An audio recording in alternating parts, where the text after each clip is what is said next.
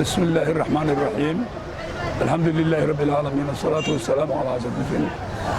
قال تعالى: وتعاونوا على البر والتقوى ولا تعاونوا على الإثم والعدوان.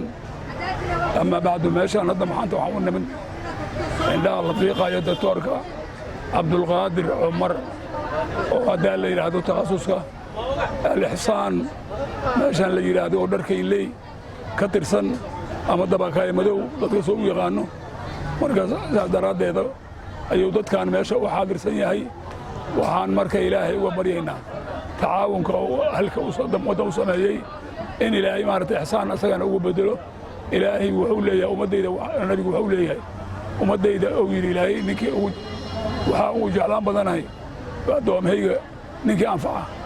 masa xadiidku waa wahay ana عيال الناس عيال الله عيال كيسة واي إلى عيال كيسة وعوج عليها كانوا أنفع بدن أو عيال كيسة أنفع مركا وحاربا مركا ديال لدمو إلهي وحان كبرينا إن مارت ميشيسة ووجهوا يا وكل شغينا جاي عند يدي سيد المبارك إن إلهي كدقوا وحبدن هوري وأنفعي هذا نهوش وأقول أجر ياهي الله أسخر إلهي إذن كيسة أنت مارت للداويها هنا مارت هذه بدن كودا daawo allah u mariyo gacantiisana gacan mubarakaysan oo barakaysan allah ka dhigo. saas daraadeeda maaragtay waa iska yaraatay maaragtay ihsaankii iyo ummaddii u samafalkeeda.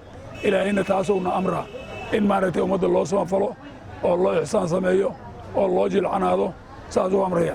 marka ilaahay waxaan ka baryaynaa in ilaahay asagana khayrka waafajiyo iyo wixii ku kaalmeeyaba.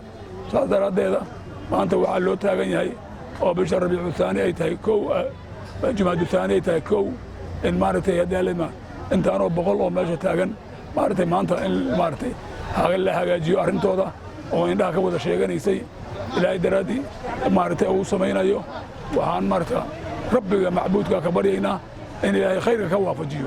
الصلاة والسلام على رسول الله.